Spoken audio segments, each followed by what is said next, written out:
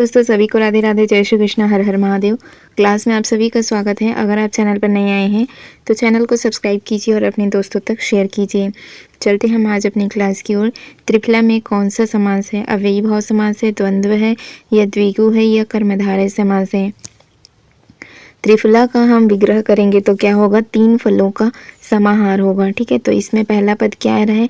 संख्यावाची। तो संख्यावाची किस में होता है? द्विगु समास में।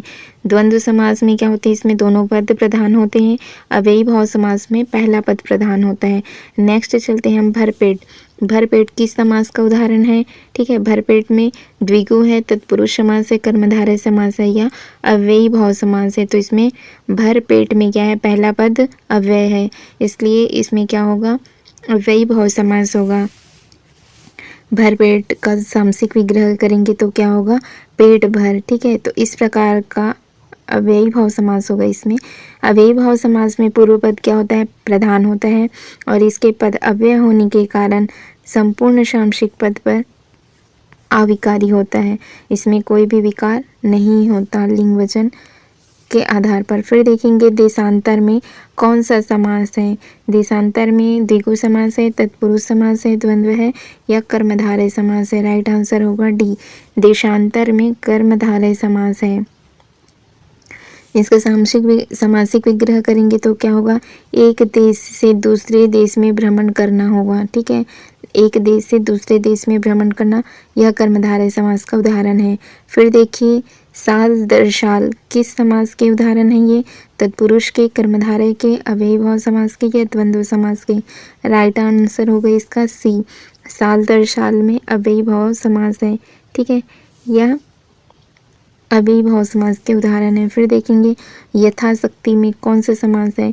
यथाशक्ति में होगा शक्ति के अनुसार। इसमें भी अव्ययी भाव समास है। तत्पुरुष नहीं, कर्मधारय नहीं है, ना ही द्वंद्व है, इसमें अव्ययी भाव समास है। सही उत्तर हो जाएगा इसका डी। फिर नेक्स्ट अगले क्वेश्चन पर चलते हैं।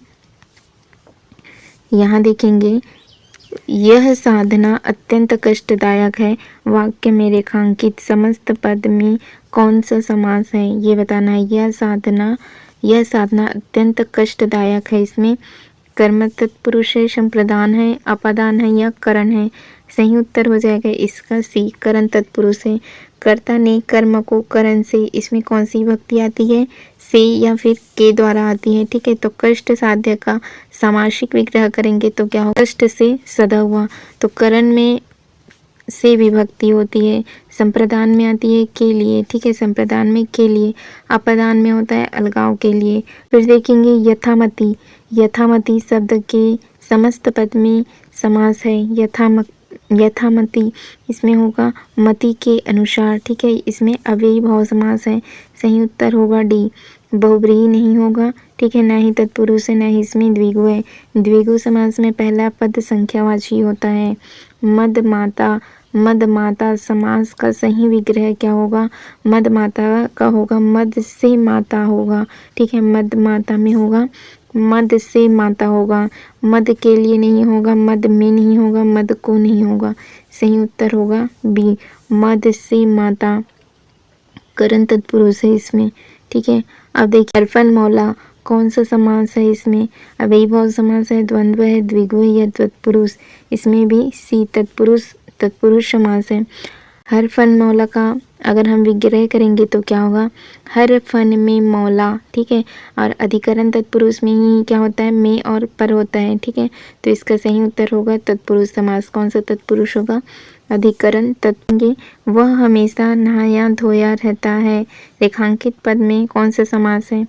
नहाया धोया। ठीक है, खाया पिया ऐसे शब्द आते हैं तो उसमें कौन से समास होते हैं? द्वंद्व समास होते हैं, जिसमें दोनों पद क्या होते हैं? प्रधान होते हैं।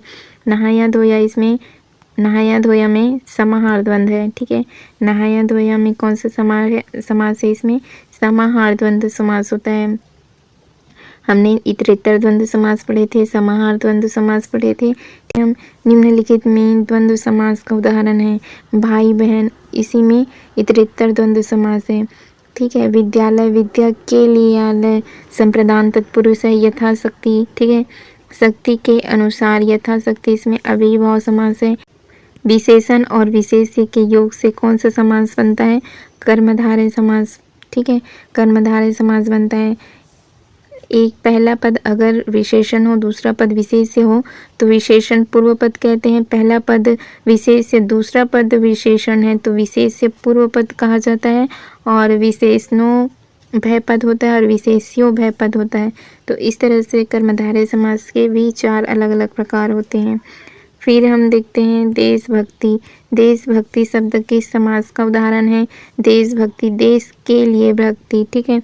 देश के लिए भक्ति, तो इसमें होगा संप्रदान तत्पुरुष समास है इसमें। बहुव्रीहि समास का यह उपयुक्त उदाहरण है, जैसे बहुव्रीहि समास पंचवटी, ठीक है, 5 वटों का समाहार, इसमें द्विगु समास है।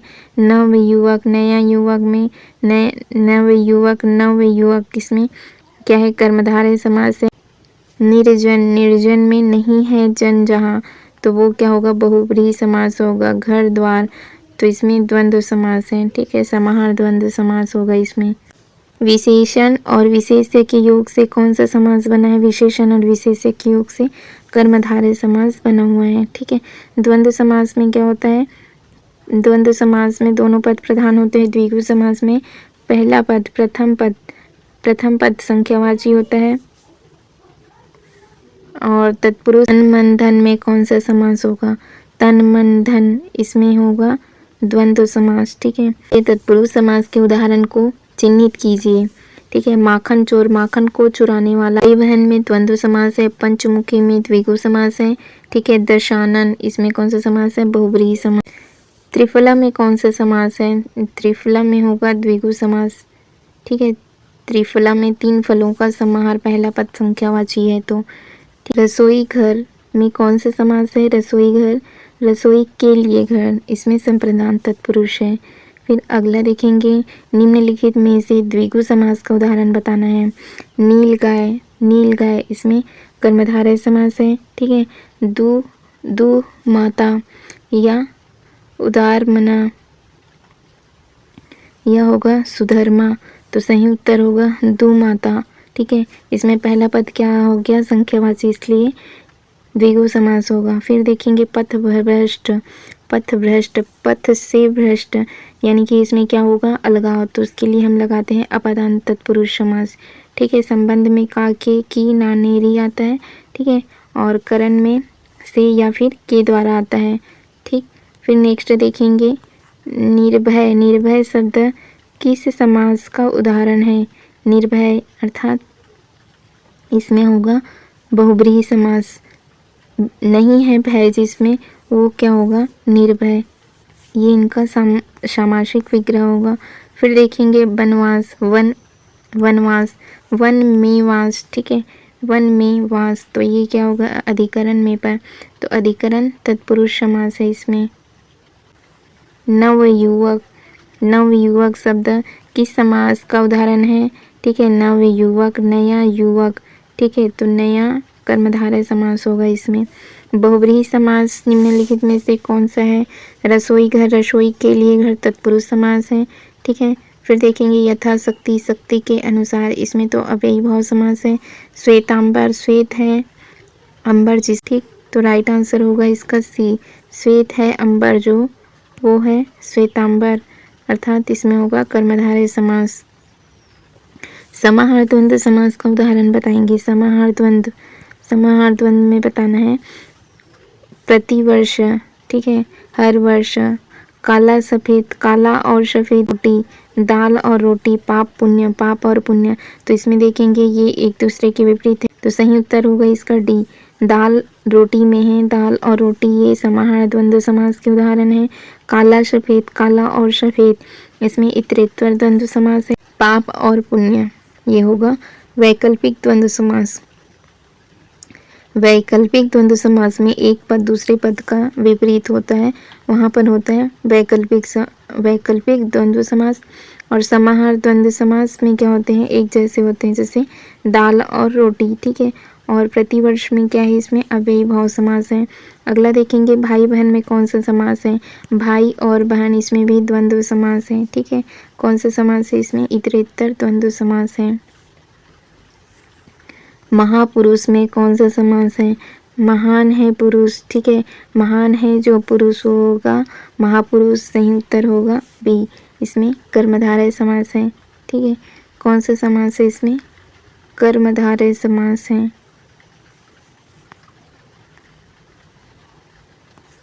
सत्य सही में कौन सा समास है? सत्य सही। फिर देखेंगे इसमें द्विगु है, कर्मधारय है, बहुव्रीहि है या द्वंद्व है, तो सही उत्तर होगा इसका बी। इसमें 700 का समाहार है, ठीक है। 700 को कहा जाता है सत्य सही, तो इसमें क्या होगा? द्विगु समास। पहला पद संख्यावाची है। पंचामृत, ठीक है। 5 अमृतों का समाहार, तो इसमें पहला पद क्या आया? संख्यावाची, तो द्विगु समास है इसमें। सही उत्तर होगा डी। पीताम्बर किस प्रकार का सामासिक शब्द है? तत्पुरुष का, कर्मधारय का या बहुव्रीहि का? तो इसमें बहुव्रीहि भी हो सकता है और कर्मधारय भी हो सकता है। दोनों ऑप्शन दिए हैं इसलिए इसको विलोपित कर दिया गया है। पीताम्बर में पीला है, अम्बर का कर्मधारय समास होगा। और पीताम्बर पीला है अम्बर जिसका अर्थात श्री कृष्ण, तो इसमें बहुव्रीहि समास होगा, ठीक है। और इसमें विकल्प में दोनों दिए हैं इसलिए इसको विलोपित किया गया था। फिर देखेंगे तत्पुरुष समास के उदाहरण को चिन्हित करना है आपको, ठीक है। माखन चोर, माखन को चुराने वाला, इसी में तत्पुरुष समास है। सही उत्तर होगा ए। दशानन में है बहुव्रीहि समास, पंचमुखी में द्विगु समास है, भाई बहन में द्वंद्व समास है। द्वंद्व समास का उदाहरण बताएंगे।